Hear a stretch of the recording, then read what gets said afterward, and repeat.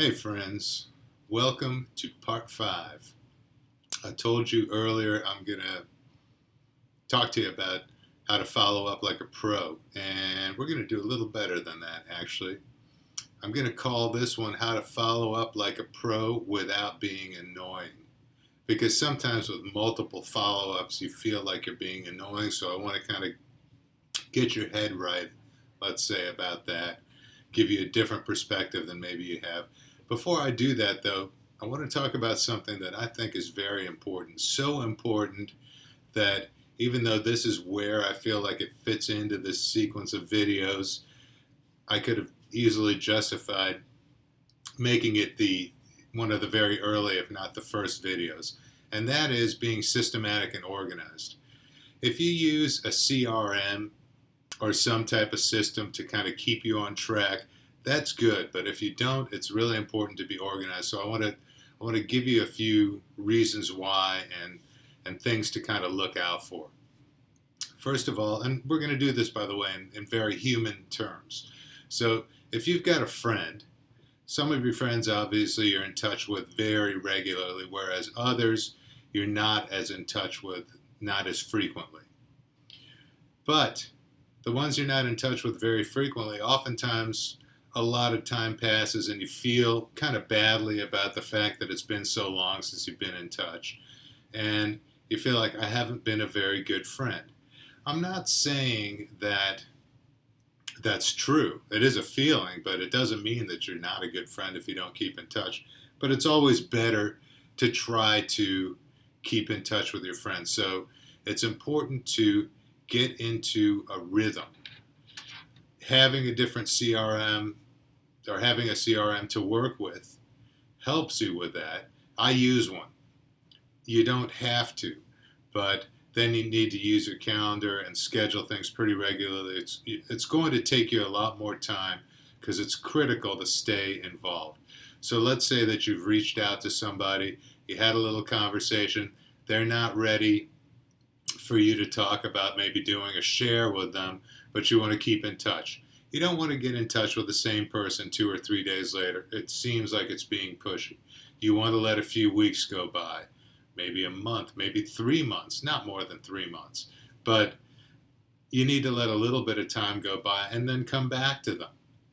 And you come back to them and you're just talking about stuff. You're just strengthening your relationship. And that's important. But you need to be systematic about it or they will slip through the cracks. So, I want to give you a couple of definitions that I'm going to use. Those things, that's not what I would consider to be a follow-up. Getting back to them, be it in a few days, which is not really advisable unless you have a reason to, whether it's a few weeks or even a couple of months. But just that getting back to them, that's not really a follow-up. That's just continuing to reach out and strengthen the relationship. So a follow-up is what you're going to do after you do a share, or if you're going to keep a promise. What do I mean by keeping a promise? You're talking to someone and maybe you talked about doing a share or you talked about doing anything and you said, okay, hey, I'm going to reach out to you. I'm going to get in touch with you next Thursday. Okay, well then what do you want to do? You want to follow up or reach out to them next Thursday. Or if you did a share with them, you don't want to let more than a couple of days go by if they haven't made a decision before you get back to them. And I'm going to talk to you a little bit about what to say in a follow-up under these circumstances. But right now I'm just trying to define what I mean by just continuing in terms of building a relationship as opposed to what I mean by a follow-up. So like I said, we're going to talk about how to follow up like a pro without being annoying. Okay, so there's another important thing that you need to know, and that is you could go through a half dozen, maybe more, follow-ups, which we still haven't really defined what to say in a follow-up, but just call it a follow-up. You could do a half dozen of them, and they don't even respond at all. Okay. Maybe I'm so excited about doing this video because I keep wanting to say, this is really important, guys. This is really important. This is an important video. I'm talking about some things that are very important here. The next important thing all goes on inside here. You reach out to somebody, you've reached out to them with follow-ups 3 times and they haven't responded. Let's say you shared whatever it is that you shared with them, and then you followed up 3 times and they didn't respond. Your subconscious mind does things to protect you. And maybe it's protecting you, maybe it feels better, but it is not making things better. And I'll tell you what I mean. You make up these stories. But, and what kind of stories? I mentioned it earlier in a previous video. This guy's a bad guy, or maybe they don't like me, or they're not interested in what I had to tell them. You need to understand that people do have other things going on in their lives. And just because this is not their first priority, maybe their level of excitement is not what you had hoped it would be, or the way that it was for you when you first heard about it. That doesn't mean they're not interested. It means it's not a priority right now. And the other thing is, it's a lot easier. Think in terms of, we want to do what's easy. Maybe we know that we shouldn't always do what's easy, but we always want to do what's easy. We want to have an easy life. We want to have a good life, and what's easy is to not do anything new. To keep doing what we're doing, even if we're excited about trying something new. Why do people go on diets, for example? They go on diets typically because they want to lose weight. Can you get excited about losing weight? If you feel like, my clothes don't fit me and the scale makes me angry every morning or every week whenever you weigh in, there are a lot of reasons to get excited about losing weight. Not many people get very excited about starting a diet, but guess what? It's a lot easier to put it off and say, I'll start my diet tomorrow, I think is a standard line. You start your diet with the next meal, if you're serious about it.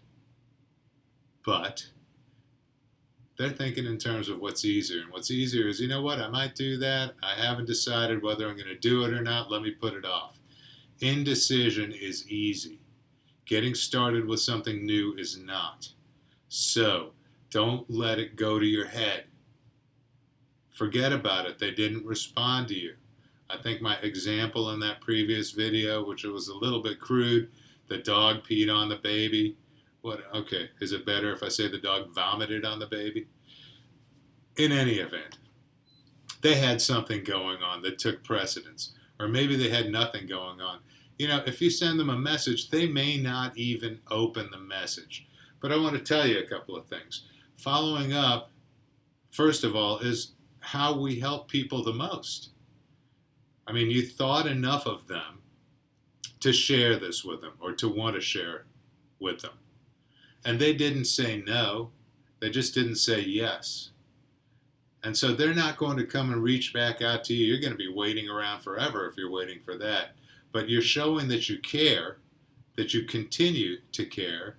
They didn't have to say yes or they didn't not say yes, so now you don't care about them anymore. You're going to keep following up. And if you're actually having a conversation, you can say, if you don't want to do it, that's okay. I don't want to hound you. Again, we're going to get to that. But you just want to keep following up again and again because it's an act of friendship and it's an act of care. I don't want to go as far as calling it an act of love, but in a sense, it is. You're showing how much you care. Following up is a promise kept, and it is critical to keep your promises. So, tell people when you're going to follow up when you get to the end of the share. Don't say, do you want to think about it? Get in touch with me when you make a decision. Just say, listen, sorry about that. If it looks like they're not going to give you an answer right now, if they're not answering now, say, listen, let me give you a little bit of time. It sounds like you haven't made up your mind. First of all, do you have any more questions for me? No? All right, you know what? I'm going to give you a couple of days. I'll get back with you in a couple of days. If you think up some questions, you can definitely get in touch with me before then. Otherwise, I'm going to reach out to you, and we'll go from there. Sound good? That's it. Okay. Let me see if I'm missing anything. I've got my cheat sheet, as always, in front of me. And, okay, so in that way, you're keeping a promise. Now, when you're following up, a couple of important things. You want to keep the message short. Let's talk in terms of a Facebook Messenger type of message or a text. A lot of the time they see it's you and they know what it is about. And it's not that they're annoyed with you, but they don't want to have to deal with thinking about it. So on the one hand, they may not even open the message. On the other, you know what human nature is, and they can't resist reading it if it shows up on the screen in the preview. So don't make it more than 2 or 3 lines, a super short follow-up. All right? Super short. And the other thing, and this is important, don't ask them to do anything. No calls to action or anything like that. So what are you going to say in your follow-up? Not, hey, what do you think? Do you want to do this? Hey, what's going on? Just wanted to get back to you and say hi. Or maybe that's not good enough. But you don't even have to talk about the share. Now I'm not talking about, by the way, I'm not talking about I'm going to get back in touch with you to talk to you about this. You just haven't heard from the person. You presented something to them, you shared with them, and they've gone silent on you. Okay. Now you're going to continuously hammer the follow-ups every few days or whatever it is. Hey, what's going on? Hope you're having a great day. Same thing or similar approach to what I spoke about when you first reach out to a stranger. Not obviously nice to meet you, but hey, I just dropped in to say hi. Hope you're having a great day. Hope you have a great weekend. That kind of thing. And make it short enough that they can see what it is, that they can yield to the temptation without opening it and see what the message is, and see that you're not hounding them. Repetition, that's good. They will eventually get back to you. Statistically, I think the sale is made on the 8th try or something like that. I'm not an expert on that, but follow up a dozen times if you have to. You're not annoying them if you're just saying hi. You're not saying, hey, do you want to buy my stuff? You are their friend. Okay, whatever. They're going to be apologetic or thankful when they finally do get back to you. That's all I want to say. We're going to cut this one off right here. There's going to be more about this kind of stuff, but that's it for this video, and have a great day.